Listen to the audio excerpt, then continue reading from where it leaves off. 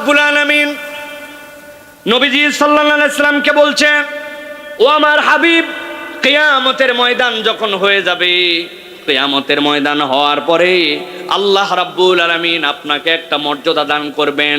ওই মর্যাদার নাম হচ্ছে মাকামে মাহমুদ। সুবহানাল্লাহ বলেন।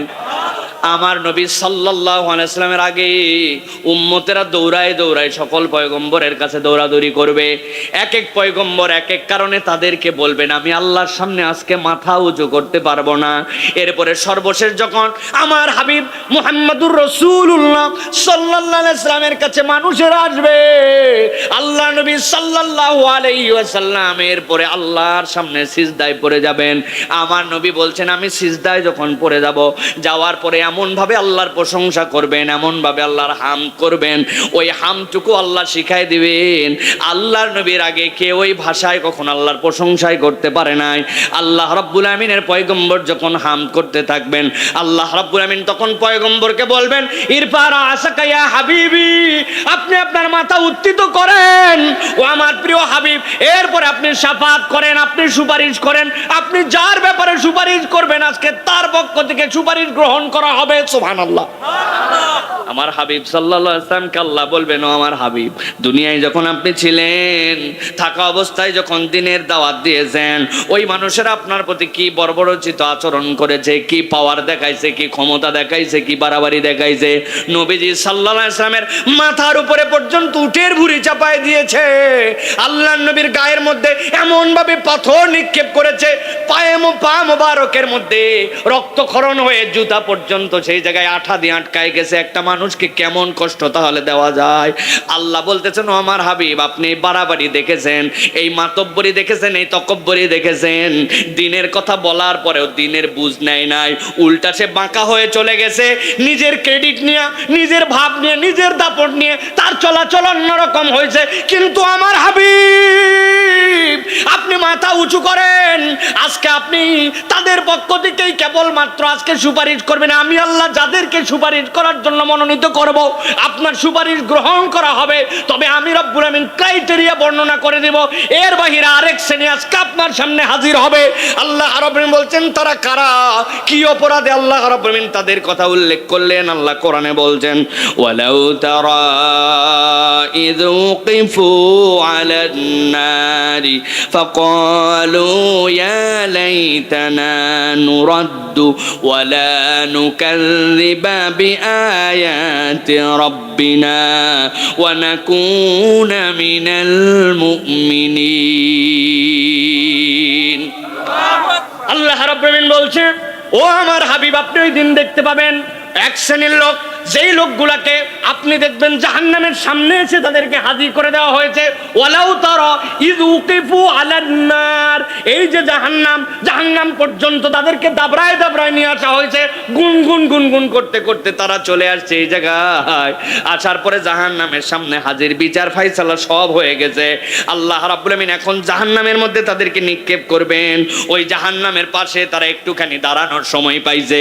আল্লাহ বলছেন, দাঁড়ায় আল্লাহর কাছে বলতে শুরু করছে, ফাকালু ইয়া লাইতানা নুরাদ্দু ওয়ালা নুকাযযিবা বিআয়াতি রাব্বিনা ওয়া নাকুনা মিনাল মুমিনিন। ওই মানুষগুলো আল্লাহর কাছে দাঁড়ায় গেছে, দাঁড়ায় বলতে শুরু করেছে, ও রব্বুল আলামিন, দুনিয়ার বুকে অনেক ফুটানি করছিলাম, অনেক মাতব্বরি করছিলাম, কিন্তু আজকে সব ফুটানি শেষ, সব মাতব্বরি শেষ। তুমি আমাদেরকে জাহান্নামের সামনে হাজির করে দিছো, দেখে ফেলছো এই যে জাহান্নাম, বিচার আমাদের হয়ে গেছে। আল্লাহ ফাকালু, সবগুলা মিলে একসাথে বলতে শুরু করবে, ইয়া লাইতানা, হায় আফসোস আমাদের, হায় আফসোস আমাদের, তো আফসোসের কোনো শেষ নাই। আল্লাহ বলতেছেন, কিসের আফসোস রে?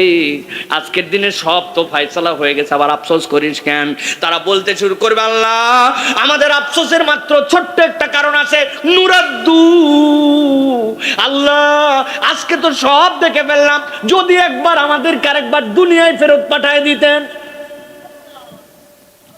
বুঝে থাকলে বলেন, ওই দিন জাহান্নামের সামনে যাওয়ার পরে দুনিয়ায় কি আর ফেরত আসার সুযোগ থাকবে ভাই?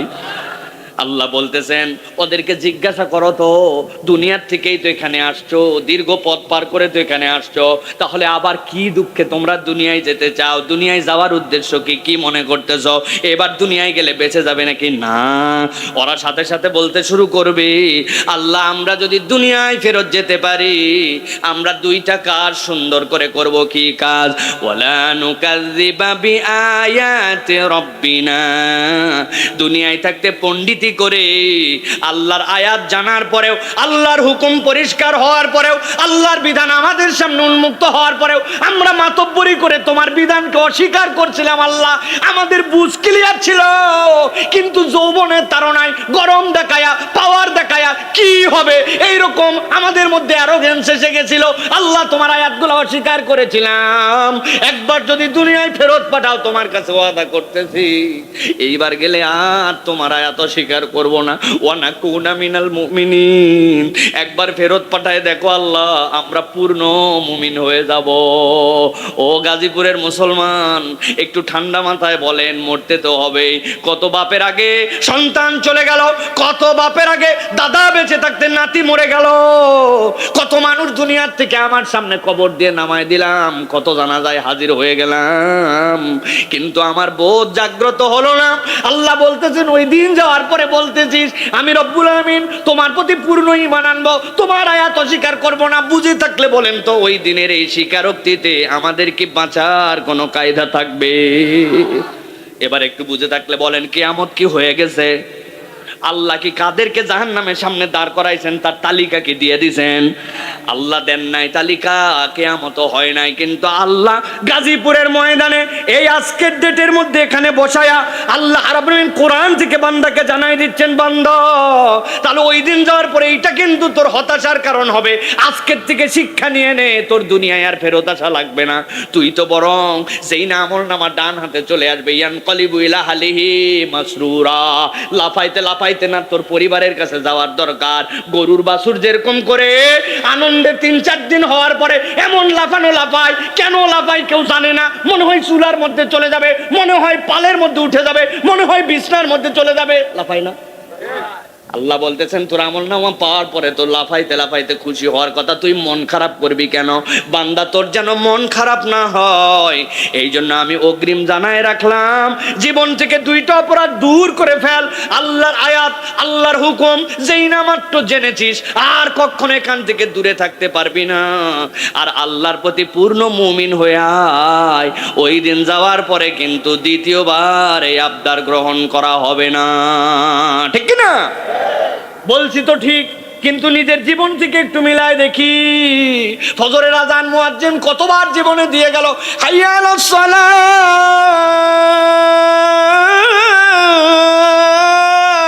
কল্যাণের দিকে আয়, কল্যাণের দিকে আয়, আস-সালাতু খায়রুম মিনান নাওম,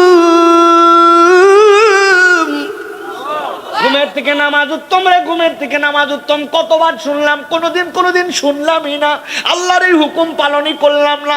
জুম্মার নামাজে হাজির হয়ে গেলাম, আসর মাগরিব এশা পড়লাম না। আল্লাহ বলল মুখ দিয়ে মিথ্যা বলিস না, অনবরত মিথ্যা কথা বলে গেলাম। আল্লাহ বলছেন ওই দিন যাওয়ার পরে বলবি ওয়ালা নুকাযযিবা বিআয়াতি রাব্বিনা, আল্লাহ তোমার আয়াত অস্বীকার করব না। ওই দিন যাওয়ার পরে কাজ হবে না। জীবন বদল করতে হলে এখন থেকে জীবন বদল করা লাগবে, ঠিক না?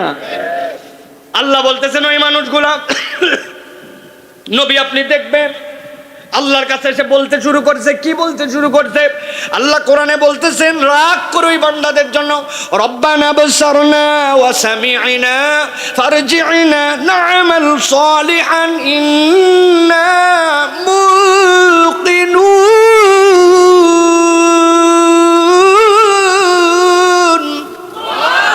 আল্লাহ বলতেছেন ওই মানুষরা বলতে শুরু করবে, আল্লাহ আহারে দুনিয়ার বুকে আমাদেরকে বহুত বুঝাইছিল, কিন্তু চিন্তা করছে ওগুলা বলেই হুজুরেরা, বলেই রে ভাই, বলে দুনিয়ায় সব কিছু পালন করলে চলা যায় না। ঠিক না ভাই? আপনি দোকানদারি করে দেখেন, মিথ্যা ছাড়া আপনি দোকানদারি করতে পারবেন না। হুজুর আপনি তো দোকানদার না, ওয়াজ করা সহজ, উল্টা ওয়াজ আমাদেরকে করে, ঠিক কিনা? আপনি এই সকল কথাবার্তা যদি বলেন, আল্লাহ বলতেছেন ফ্যানটা একটু ঘুরে দেন, দাঁড়িয়ে কেন বাতাস, আল্লাহ বলতেছেন ওই সময় ওই মানুষগুলো আল্লাহর কাছে বলবে, আমি একটা কথা আমার নিজের থেকে বলতেছি না, আল্লাহ কোরআনে বলছেন রব্বানা আবসারনা। ওই মানুষগুলো এই দিন দেখে ফেলবে আল্লাহ তাদের জন্য কি শাস্তির ব্যবস্থা করেছেন। আল্লাহ আমরা তো দেখে ফেলছি, আল্লাহ এই জাহান্নামের দিকে আমাদেরকে কেমনে দাবড়ায় দাবড়ায় নিয়ে আসা হয়েছে। রব্বানা আবসারনা ওয়া সামি'না, আল্লাহ আমরা শুনেও ফেলছি, আল্লাহ যা যা ঘটনা সবগুলো আমরা শুনে ফেলছি। আল্লাহ আল্লাহ তোমার কাছে ফরিয়াদ, ফারজি'না, আমাদেরকে একটু আরেকবার ব্যাক করে দুনিয়ায় পাঠায় দাও। এই দুনিয়ার থেকেই তো আসলি, আবার কেন দুনিয়ায় যেতে চাস? কেন আবার দুনিয়ায় ফিরতে চাস? আল্লাহর কাছে বলবেন না'মাল সালিহা, আল্লাহ একবার খালি পাঠায় দেখো, ইন্না মুকিনুন, আমরা কড়া বিশ্বাসী হয়ে আবার ফেরত আসতে যাই। তার মানে ওই দিন আল্লাহর কাছে বিপদে পড়ে যাবে তারা দুনিয়ার বুকে আমল করেনি যারা, ঠিক কি না? আমল লাগবে ভাই। একবার ওই দিক ঘুরাই দিলেন কেন? আবার এটা কি হুঁশ আক্কেল বুঝলাম না। তাহলে প্রিয় ভাইয়েরা, আমরা 3টা পয়েন্ট শুনবো বলছি, ঠিক না ভাই? 1 নম্বরটার মধ্যে কি আছে? 1 নম্বরটার মধ্যে, ঠিক আছে, 1 নম্বরটার মধ্যে হচ্ছে আল্লাহ আজকে সব দেখে ফেলছি, আজকে আমরা পূর্ণ ইমানদার হয়ে যাব। আর আল্লাহ আমাদেরকে দুনিয়ায় ফেরত পাঠাও, আমরা দুনিয়ায় যাওয়ার পরে এবার একদম পাক্কা আমলদার হয়ে যাব, কিন্তু দুনিয়ায় ফেরত আসা যাবে না। তাহলে আমলের জিন্দেগি গঠন করে দুনিয়া থেকেই যাওয়া লাগবে, ঠিক কিনা ভাই? তাহলে আমাদেরকে সিদ্ধান্ত নিতে হবে, যদি কিয়ামত সত্য বলেছি, ওই দিন বিচার ফায়সালা সত্য, তাহলে আমি আমার নিজের জীবনে একটু অবজারভেশনে নিয়ে আসি যে আমার কি আমল আছে আর কি আমল নাই। আমি কেমন ইমানদার হয়ে এতদিন জীবন কাটালাম, আমার জীবনের অনেক তরাক্কি দেখলাম। আহারে, বয়স বাড়তে বাড়তে মানুষের 40-এর নিচ পর্যন্ত বাড়ায়, কমায় কমায় বলে বয়স, আর 40 পার হলে মানুষ বাড়ায় বলে। মুরব্বীর বয়স কত ও ঠিকঠাক মতো বলে না, কই যুদ্ধের 10-12 বছর আগে যুদ্ধের সময় ছোট ছিলাম, উল্টা পাল্টা কথা। আপনার বয়স কর না কেন? মানে বুঝাতে চাই আমি একটু বয়স বেশি, ঠিক না ভাই? আর এর আগ পর্যন্ত মানুষ কমাতে চায়, শুধু বয়স কমাতে চায়, এটা ফিতরাত মানুষের। তাহলে বয়স তো অনেক বাড়লো ভাই, তুমি একটু তাকায় দেখো। এসএসসি পাস করে ফেলছো, এইচএসসি পাস করে ফেলছো, অথবা আগে গ্রামে ছিলে, শহরে চলে আসছি, আমরা সকলে বড় হয়েছি, বয়স তো অনেক বাড়ছে, কিন্তু আমলের জীবন যদি হিসাব মিলাই, ওই ছোটবেলায় মক্তবে নুরানিতে যে কয়টা সূরা, আমার 40 বছর বয়সে ও কয়টা সূরা। আমি এত বড় হওয়ার পরেও ওই সময় যে আমল, আমার এখন পর্যন্ত ওই আমল। আরো আমল কিছু কমছে, আগে আমল ছিল, এখন আমল আরো বাদ দিছে, ঠিক না ভাই?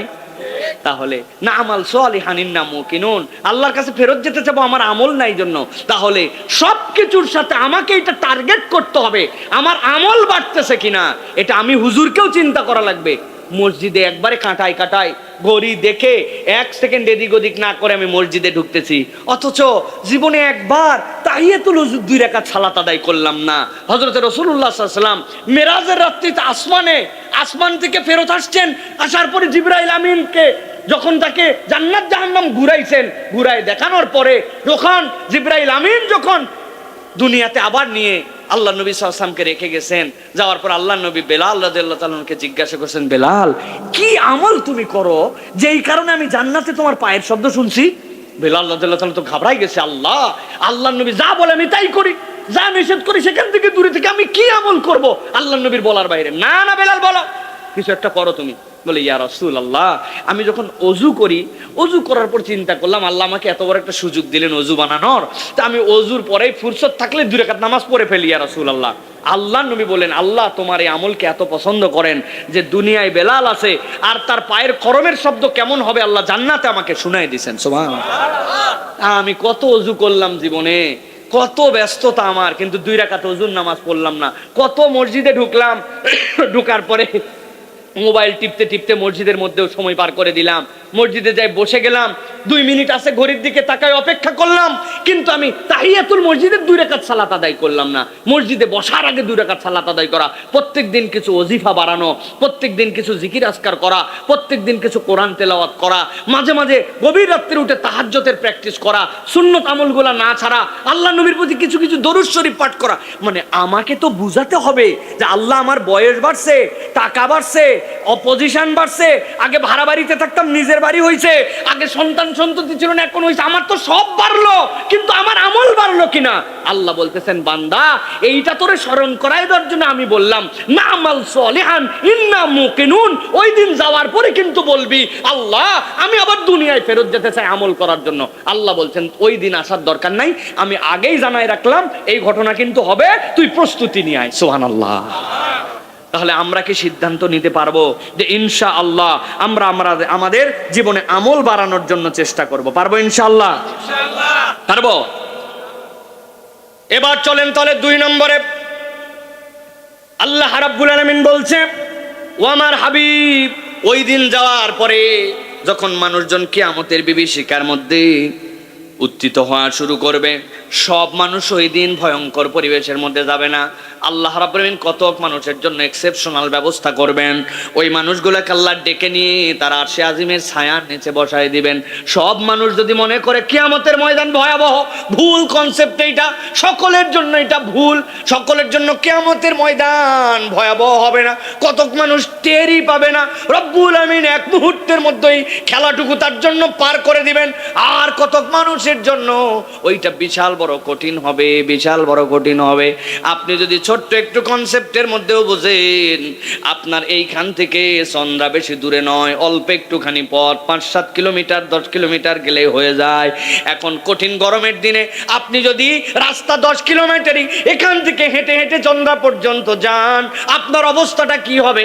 আরেকজন যদি একটা সুন্দর কারের মধ্যে এসি করা করে ছেড়ে দিয়ে ওই পর্যন্ত রাস্তায় কোনো যানজট নাই যায়, এখন ওইখানে যাওয়ার পরে 2 ব্যক্তিকেই যদি বলা হয়, আর কারের ভিতরে যেই লোক আছে সে বলতেছে ভাই এটা কোনো রাস্তাই না, খালি উঠলাম আর নামলাম, বিরক্ত লেগে গেল, আর একটু দূরে গেলে ভাল লাগতো। আর যেই বেটা হাঁটে হাঁটে আইছে 1.5 ঘন্টায়, ওই বলবে মিয়া ইয়ার কি মারেন, কি কষ্ট আমি জানি, আগে পানি দেন, ঠান্ডা কলিজা ঠান্ডা হয়ে যায়, ঠিক কিনা? সুতরাং রাস্তা বরাবর হলেও পদ্ধতিটা আলাদা। আল্লাহ বলতেছেন ওই দিন যাওয়ার পরে আল্লাহর এক শ্রেণীর বান্দা আল্লাহর সামনে ওই দিন উঠবে। আল্লাহ বলতেছেন তারা ওই দিন আল্লাহর কাছে একটা কথা বলতে শুরু করবে, এই কথার দলের মধ্যে যেন তোমরা শামিল হয়ো না, আমি আল্লাহ তোমাদেরকে জানাই দেই।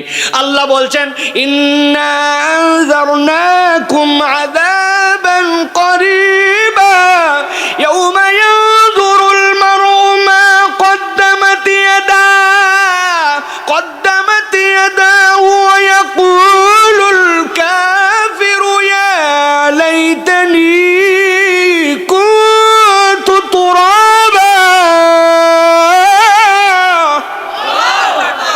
আল্লাহ বলতেছেন ও আমার হাবিব ওই দিন আপনি দেখতে পাবেন দুনিয়ায় গাদ্দারি করছে, দুনিয়ায় ইসলাম পছন্দ করে নাই, দুনিয়ার বুকে বিশাল শান শওকত নিয়ে চলছিল, মাতব্বরি তকব্বরি তো কেউ তাদের সাথে পারে নাই, মনে করছিল ধরা ছোঁয়ার বাইরে। আল্লাহ বলতেছেন ইন্না আনজারনাকুম আযাবান করিবা, যখন তাদের কাছে আযাব চলে আসবে, আল্লাহর নিকট হয়ে যাবে, ইয়াউমা ইয়ানজুরুল মার'উ মা কদ্দামাত ইয়াদা, ওই দিন দেখতে পাবে মানুষ কি সে অগ্রে পাঠায় আসছে, কি সে ডিপোজিট করছে, সব যখন ব্যালেন্স চেক করে দেখতে পাবে। আল্লাহ বলতেছেন ওই সময় এক শ্রেণীর লোক আল্লাহর কাছে চিৎকার করে বলতে শুরু করবে, তারা কারা? ওয়ায়াকুলুল কাফিরু ইয়া লাইতানি কুনতু তুরাবা। আল্লাহ বলছেন যারা কাফের তারা আল্লাহর কাছে বলবে আমরা যদি আজকে মাটি হয়ে যেতাম। নবীজি সাল্লাল্লাহু আলাইহি ওয়াসাল্লাম বলছেন এত কিছু থাকতে তারা মাটি হতে যাবে কেন? জিজ্ঞাসা আছে না ভাই, কেন মাটি হতে যাবে?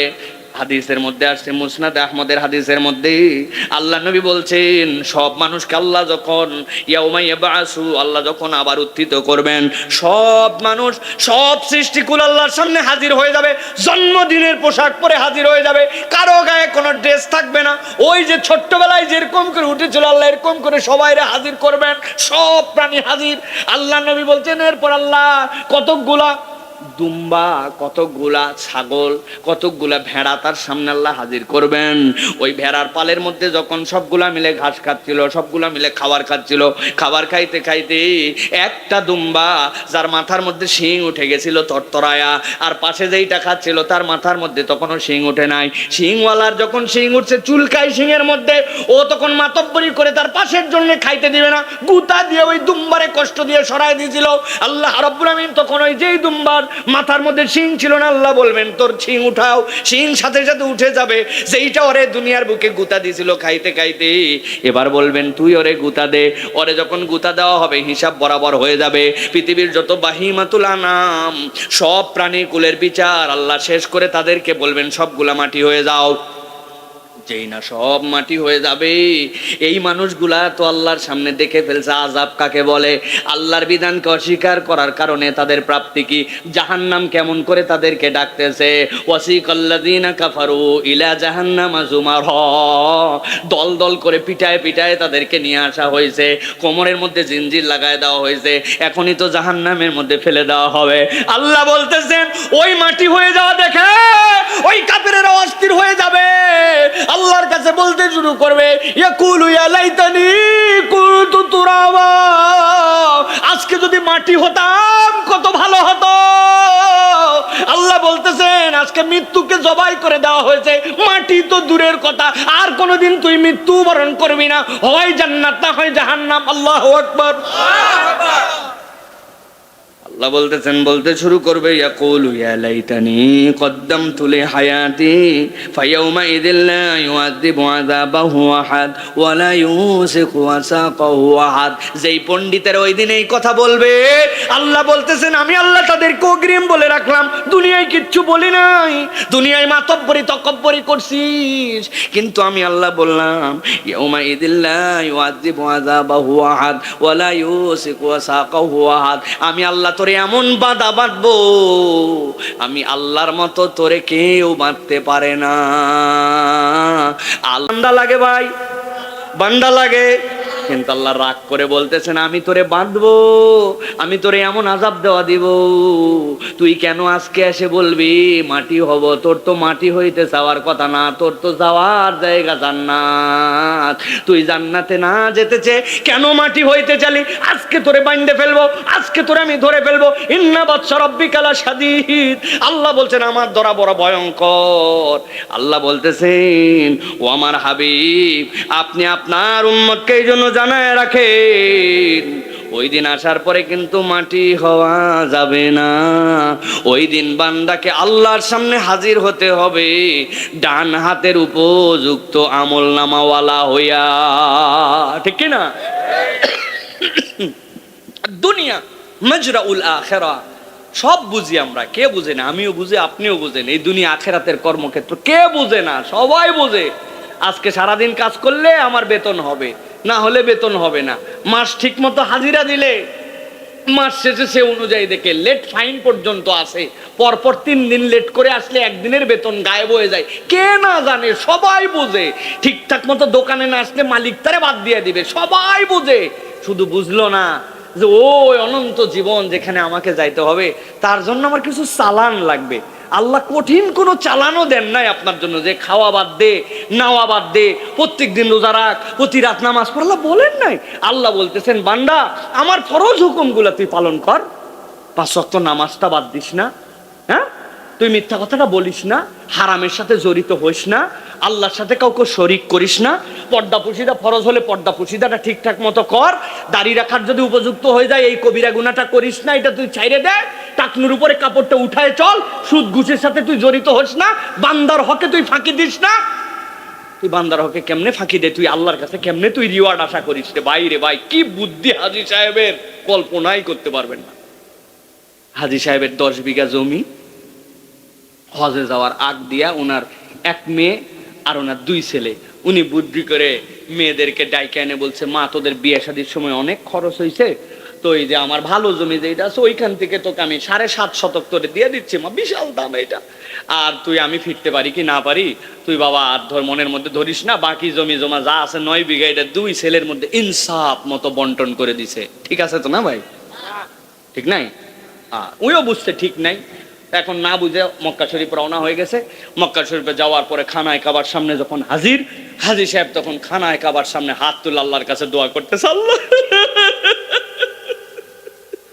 কান্না ঠেলায় আশপাশের লোকজনের সাথে জড়িত হয়েছে যে বাপ রে বাপ, এইরকম আল্লাহর খাস বান্দা কি দোয়া করে দেখি।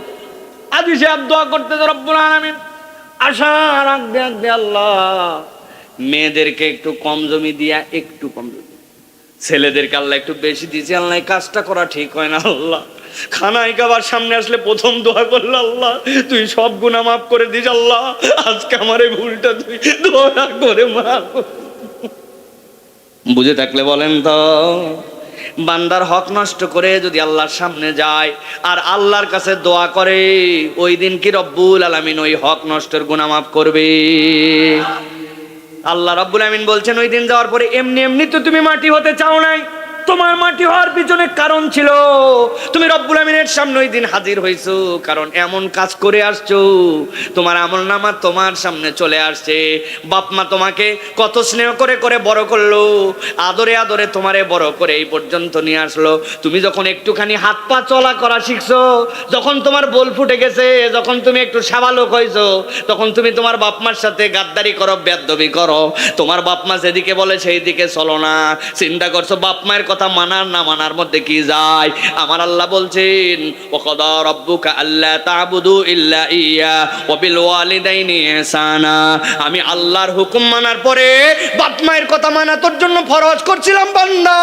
আজকে তুই বাপ মায়ের কথা না শুনে বেয়াদবি করে আসছিস, তুই তকব্বরি করে আসছিস। বাপ মা বলছে আব্বারে এইরকম চুল মানুষে কাটে না, এই চুল কাটলে মানুষ ভদ্রলোক বলে না, এইটা কখনো ভদ্র পরিবারের চুল কাটা হতে পারে না। বেশি কথা বললে তোমার বাড়ি থাকলাম না, আছে না ভাই? আরে ভালো প্যান্ট মানুষ পরে, তুই কেন নিচের প্যান্ট কেনার পরে সেরা প্যান্ট পরিস? কই এইটার নাম স্টাইল, তুমি কি বোঝো? আছে কিনা? অমুক বন্ধুর সাথে ঘুরিস না, ওইটা গাঞ্জাখোর, ওইটা হচ্ছে মদখোর, ওইটা হচ্ছে নেশাখোর, তার সাথে চলবি না। কয় হয় আমি ওর সাথে চলবো, তোমার যদি সমস্যা থাকে বাড়ির থেকে বাইর করে দাও।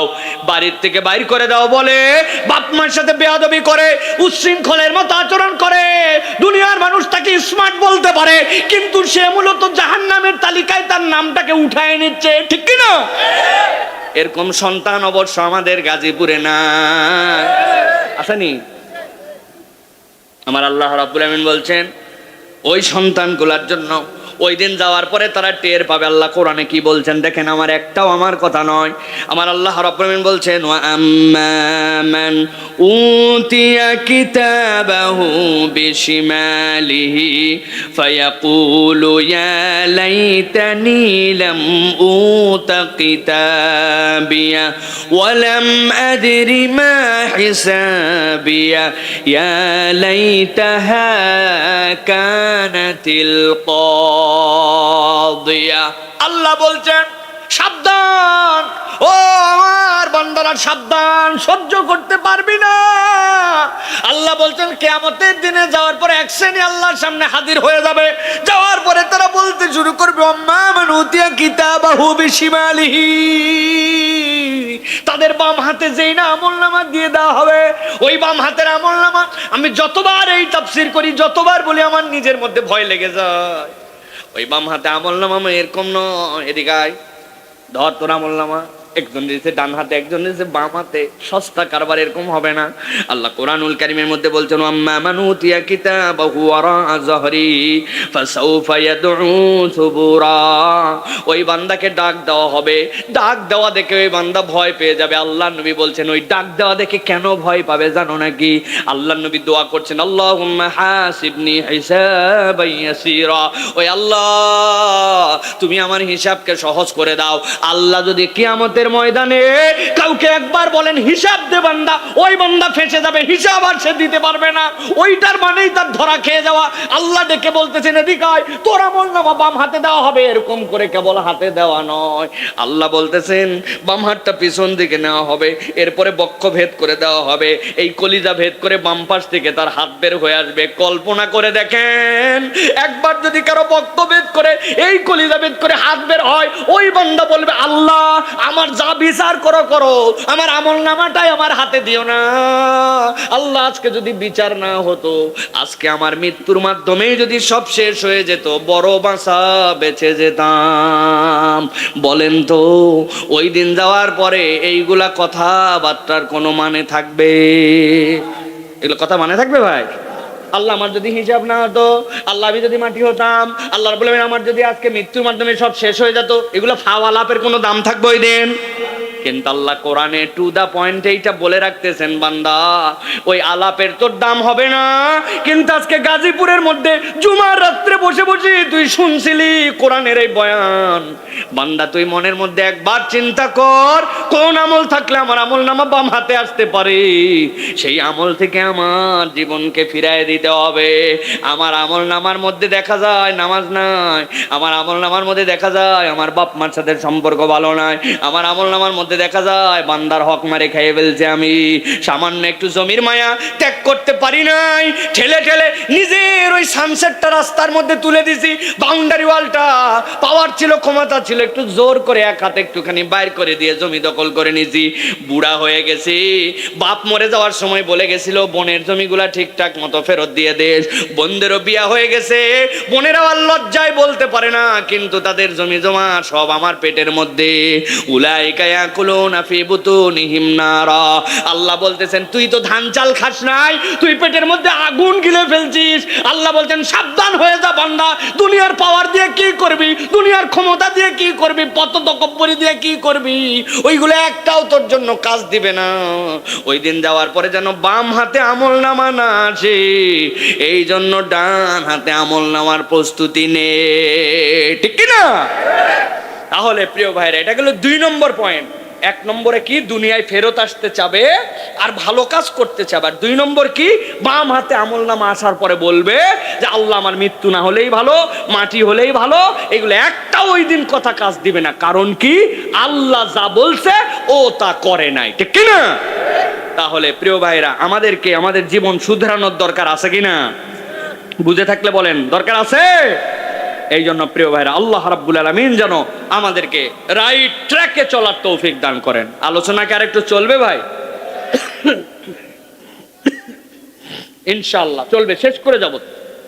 3টা পয়েন্ট বলবো বলেছে। আলহামদুলিল্লাহ, আমি আপনাদের এই প্রাণবন্ত উপস্থিতি, আলহামদুলিল্লাহ, আল্লাহ রাব্বুল আলামিন যেন আমাদের আশা বসাকে আজকে নাজাতের ওসিলা বানায় দেন।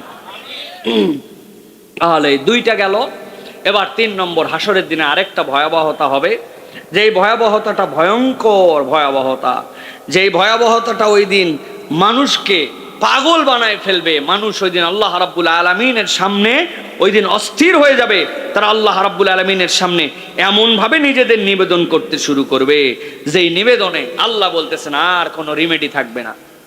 ও তরুণ, আমার প্রিয় তরুণেরা, যুবকেরা, কিশোর যারা, ছোট ছোট ভাইয়েরা যেইগুলো আছো, তাদের জন্য বলি, আল্লাহ রাব্বুল আমিন বলছেন মুরব্বীরা তো একটা বয়স পার করে ফেলেছে, কিন্তু আল্লাহ রাব্বুল আমিন ওই দিন যাওয়ার পরে এক শ্রেণীর মানুষ আল্লাহর কাছে বলতে শুরু করবে। তাদের কথা আল্লাহ বলতেছেন, দুনিয়ায় কি বলবে তারা?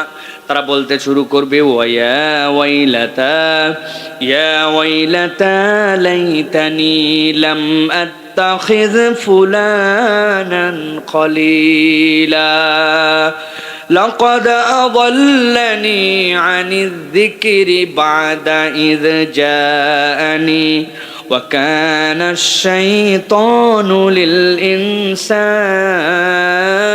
খাযুলা। আল্লাহ বলছেন, ও আমার হাবিব, ওই দিন আপনি দেখবেন এক শ্রেণীর মানুষ ওই হাসরের দিনে আল্লাহর কাছে ছোট্ট একটা কথা বলতেছে আর বুক চাপড়াচ্ছে। তারা বলতে শুরু করবে, ইয়া ওয়াইলাতা লাইতানি, কি আফসোস আমাদের, আজকে আমাদের থেকে হতভাগার কেউ নাই। কেন রে, কি কাজ তুই করছিলি জন্য এত আফসোস করতেছিস, নিজেকে এত অভিশাপ দিচ্ছিস, এত হতভাগা ভাবতেছিস কেন? কি তোর অপরাধ ছিল দুনিয়ায়? আল্লাহ বলছেন, তারা বলতে শুরু করবে, লামাত্তাখিজ ফুলানান খলিলা, আমাদের তেমন কোনো অপরাধ ছিল না, কেবল একটা অপরাধ ছিল, আমরা যদি উমুক রে বন্ধু না বানাতাম আমি আরবিটা বলবো, আপনারা বাংলাটা বলবেন। আল্লাহ বলতেছেন ফুলানান খলিলা। আরবিতে ফুলান মানে হচ্ছে উমুক। বলেন তো ফুলান মানে কি? আরেকবার বলেন, জোরে বলেন। আচ্ছা, এই উমুকটা কে ভাই? উমুকটা কে? আল্লাহ রাব্বুল আমিন বলছেন, উমুক বলে দিলেন আল্লাহ নবীজির প্রতি 1450 বছর আগে। কিয়ামত পর্যন্ত কোরআনের মধ্যে উমুক থাকবে। এখন দেখো তো উমুকের জায়গায় কে আছে, বলে দিব ভাই, রাগ করবেন না তো। আল্লাহ বলতেছেন উমুকটার পরিচয় দেন তো আমার হাবিব। লাকাদ আদাল্লানি আনিয যিকরি বাদা ইয জাআনি। ওই ব্যক্তির কোনো দোষ ছিল না, ওই উমুকের একটা কেবল দোষ। লাকাদ আদাল্লানি আনিয যিকির, কোরআনের রাস্তা আমি চিনেই ফেলেছিলাম, ইসলাম আমি বুঝেই ফেলেছিলাম, আল্লাহর দিকে আমি চলা শুরুই করে দিয়েছিলাম, কিন্তু লাকাদ আদাল্লানি আনিয যিকরি বাদা ইয জাআনি ওয়া কানা আশ-শাইতানু লিল ইনসানি খাযুলা। আল্লাহ বলতেছেন, বলবে আল্লাহ রে, পথ তো আমি পাইয়ে গেছিলাম, কিন্তু আমার এই বন্ধুটা এত খারাপ, আমাকে চেনা পথ, জানা পথ, পরিচিত পথ থেকে আমারে ধাক্কায়া সরায় নিছিল। কেমনে সরালো তোরে? আমার বাপ মা বলছিল এইটা বিড়ি খা, এর সাথে করিস না, কিন্তু আমি চিন্তা করছিলাম আমি তো বিড়ি খাই না, ঘুরলে কি হবে।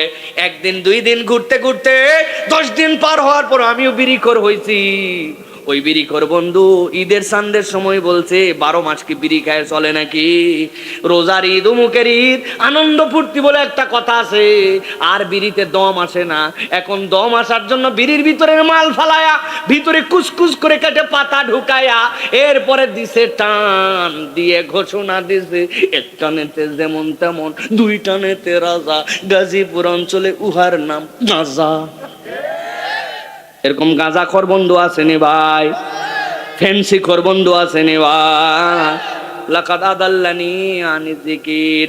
আমি তো এরকম ছেলে ছিলাম না, আমার বাপ ভালো ছিল, আমার মা ভালো ছিল, আমি মুসলিম কমিউনিটিতেই বড় হয়েছিলাম, কিন্তু বন্ধুর খপ্পরে আমি নেশাখোর হয়েছি। বুঝে থাকলে বুকে হাত দিয়ে বলেন, ঈমান দিয়ে বলেন, এরকম ছেলে পেলে আপনি চিনেন কিনা?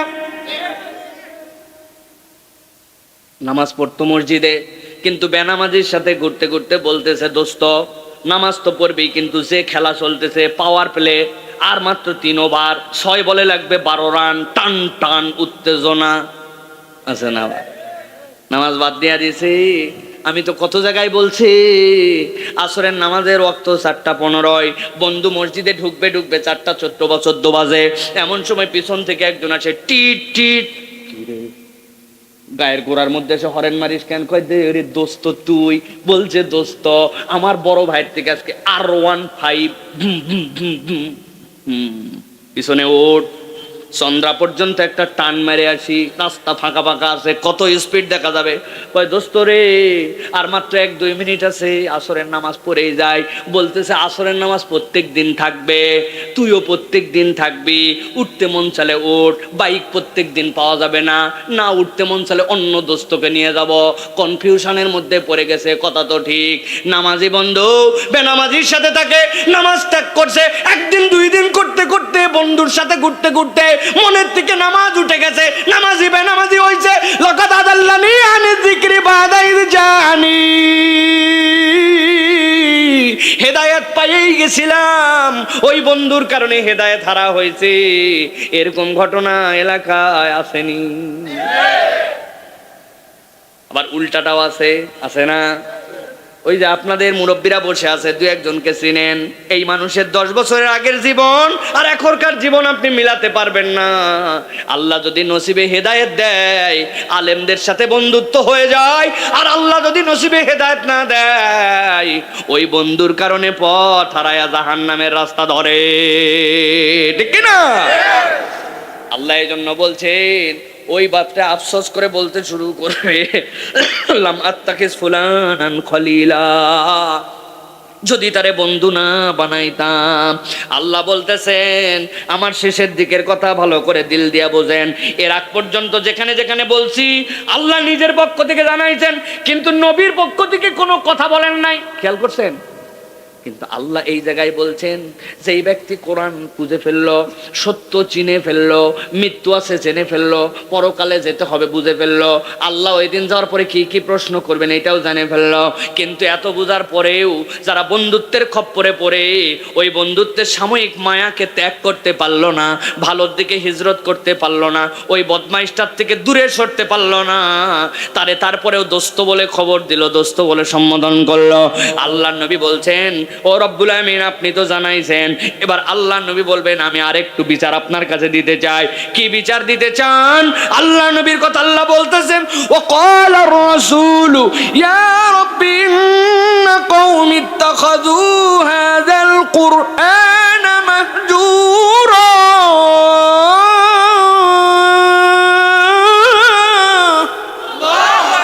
আল্লাহ বলছেন, রাসূলুল্লাহ সাল্লাল্লাহু আলাইহি ওয়াসাল্লাম সাথে সাথে সেই জায়গায় বলবেন আল্লাহ বিচার ডবল করা লাগবে।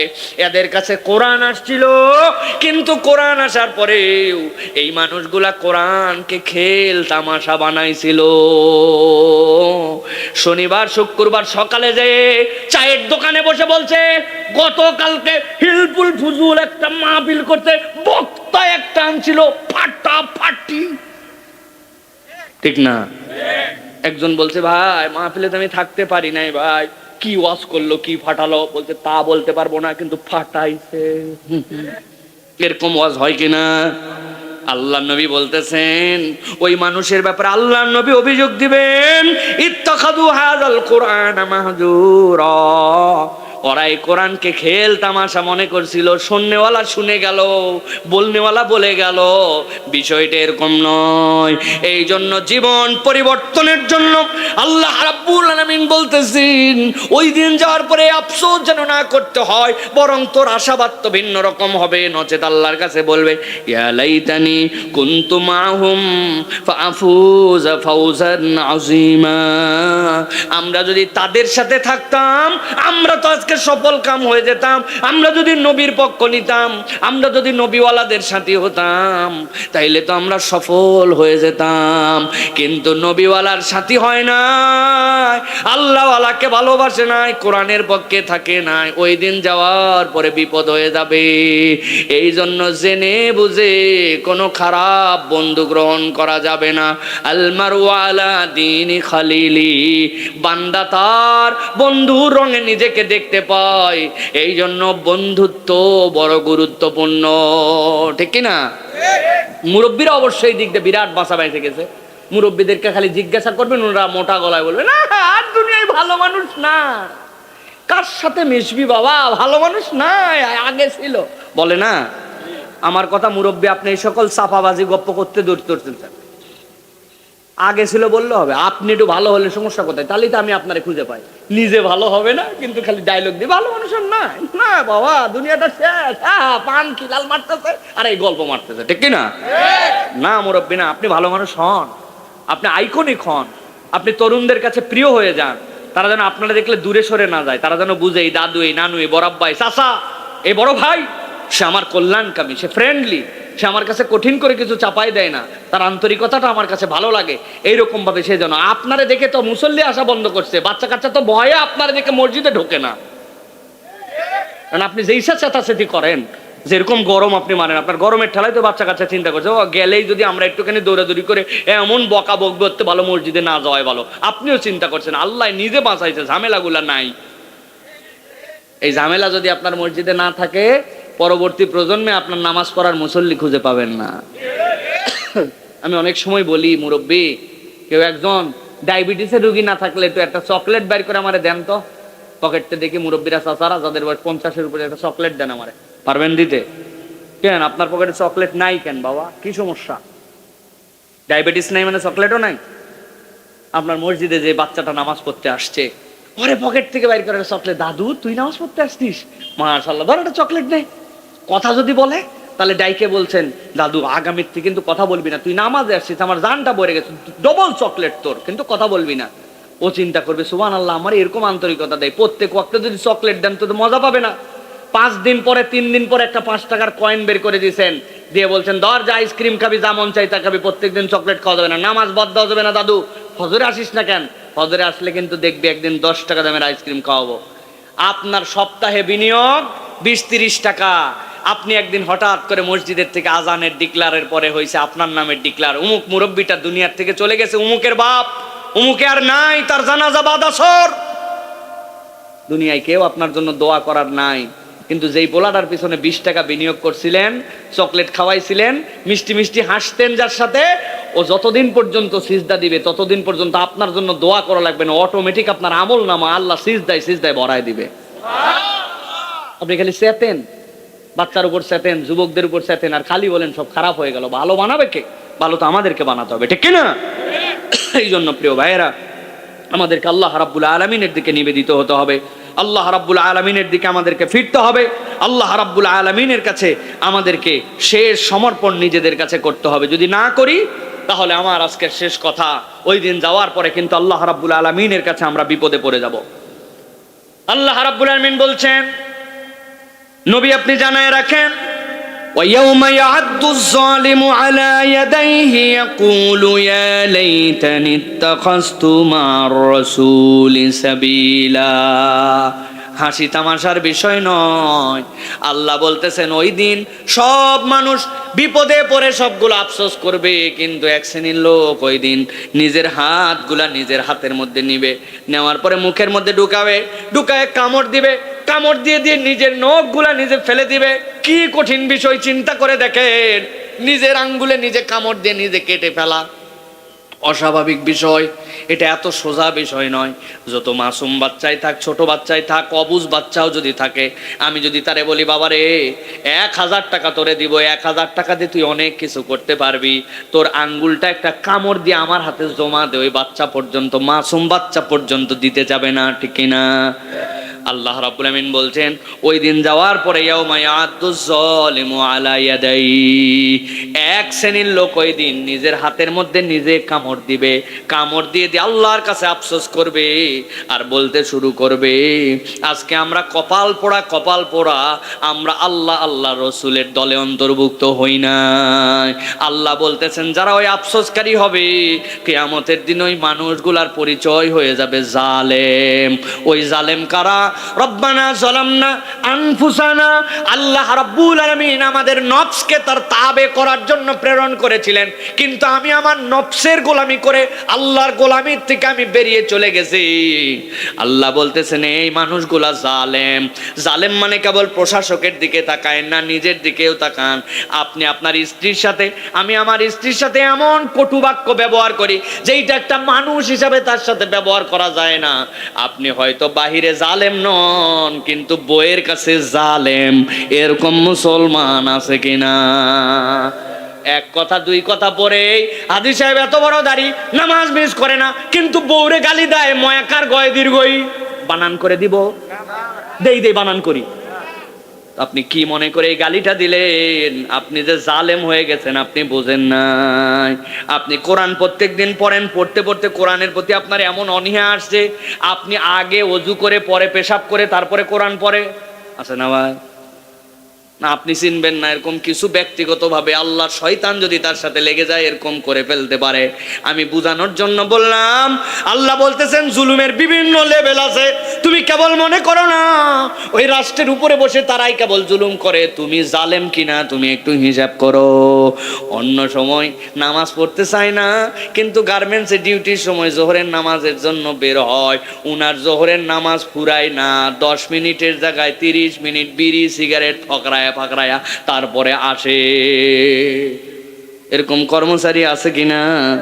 আপনি তাহলে জুলুম করছেন। আল্লাহ বলতেছেন ওই দিন যাওয়ার পরে স্বক্ষেত্রে যে যে জালেম আল্লাহর কাছে হিসাব দেওয়া লাগবে। আপনি 3 তলায় থাকেন, 2 তলার মানুষকে আপনি গোনেন না, কান খুসায়া জালনা দিয়ে ফালাই দিয়েছেন, আপনি কটন বাটটা চেয়ারটা এমন জোরে টান দিয়েছেন, দরজাটা একটু মোবাইল দিলেই দরজাটা হালকা হয়ে যায়, কিন্তু আপনার দেওয়ার তবিয়তে নাই, দ্রাম করে দরজা মারে। পাশের বাসায় কে জেগে আছে, কে ঘুমায় গেছে, শিশু বাচ্চা আছে না কে আছে, চেয়ারটা টান দেয়, নিচতলার লোকের কি অবস্থা বিবেচনার মধ্যে যায় না। জুলুমের লেভেল উপর থেকে নিচ থেকে উপর পর্যন্ত আছে। আপনি মসজিদ থেকে বের হইছেন, জুতাটা উপর থেকে ছাড়ে দিয়েছেন, ঠাস করে শব্দ হয়েছে, ভিতরে একজন মাসবুক নামাজ পড়তেছে, তার নামাজের ডিস্টার্ব হয়ে গেছে, এটাও একটা জুলুম। অমুকের বাড়ির ওয়ালের মধ্যে মাহফিলের পোস্টার লাগাই দিয়েছেন, অনুমতি নেন নাই, মসজিদের ওয়াল অন্যের টাকায় রং করা, আর আপনার পোস্টারে মসজিদ ছাপে গেছে। জুলুমের যে কত লেভেল, আল্লাহর কাছে যাওয়ার পরে টের পাওয়া যাবে। এই জন্য আল্লাহ রাব্বুল আলামিন বলছেন, ইয়াউমা ইয়া'আদ্দুয যালিমু আলা ইয়াদাই, ওই দিন যাওয়ার পরে হাত কামড় দিবে তারা। আর মূল জুলুম কোনটা? তারা বলতে শুরু করবে, ইয়াকুলু ইয়া লাইতানি ইত্তাখাযতু মা'আর রাসূলি সাবিলা, আমরা আজকে বেঁচে যেতাম, আমরা যদি আল্লাহর রসুলের পথ নিয়ে নিতাম। তার মানে সুন্নতের ইত্তেবাকারী হতে হবে। আল্লাহ নবীর সুন্নত যার সাথে, মুক্তির রাস্তা তার সাথে। আল্লাহর নবীর সুন্নত যার সাথে নাই, মুক্তি পাওয়ার কোনো সম্ভাবনা নাই, ঠিক কি না? তাহলে প্রিয় ভাইয়েরা, আজকে যে আলোচনা আমরা শুনলাম দীর্ঘ সময় ধরে, এত সময় ধরে আমি বলবো আমিও বুঝি নাই, কিন্তু আপনাদের মহব্বতের কারণে অনেক কথা হলো। আমি আপনাদের কাছে আবারও প্রাইম যে কথা সেটা বুঝাতে চাই, সেটি হচ্ছে প্রিয় ভাইয়েরা, কিয়ামত হয় নাই, ঠিক না ভাই? কারা কারা ওই দিন ধরা খাবে তাও জানি না, কিন্তু আল্লাহ ওই দিন জানাই দিচ্ছেন, তুমি এই দুনিয়ায় আসতে চাবা, আসতে পারবা না। এসে তুমি আমল করতে চাবো, ওই আমলটা দুনিয়ার থেকে করে যাও। ওই দিন যাওয়ার পরে আল্লাহ রাব্বুল আলামিনের সামনে তুমি বলবা যে, রব্বুল আলামিন, আমি আজকে বাম হাতে আমল নামা চাই না, মাটি হয়ে যেতে চাই, হ্যান হতে চাই। হবে না, তুমি মাটি হতে চাও না চাও, এগুলো আল্লাহর কাছে ধর্তব্যের মধ্যে না। ওই দিন তোমার ডান হাতে আমল নেওয়ার মতো প্রস্তুতি নিয়ে আসতে হবে। আর এমন সঙ্গ, এমন মানুষ, এমন আচরণ করা যাবে না যে এইটার কারণে আমার পরকাল ধ্বংস হয়ে যায়। একটু হিসাব কিতাব করে চলার জন্য আল্লাহ রাব্বুল আলামিন কিয়ামতের এই চিত্র আমাদের সামনে তুলে ধরেছেন। আল্লাহ যেন আমাদের সকলকে জেনে বুঝে আমল করে আল্লাহ রাব্বুল আলামিন উপযুক্ত হিসাবে নিজেদের জীবন গঠন করে যাওয়ার তৌফিক দান করেন। রাজি আছি তো আমরা ইনশাআল্লাহ? একটু হাত দুটো আল্লাহকে দেখেন, আমাকে নয়। রাজি আছি তো ইনশাআল্লাহ? আল্লাহুম্মা আমিন। আল্লাহ আমাদের সকলকে কবুল করবেন, আল্লাহুম্মা আমিন। আল্লাহ আমাদের আজকের আশা বসাকে কবুল করেন, আল্লাহুম্মা আমিন। দেন দেন।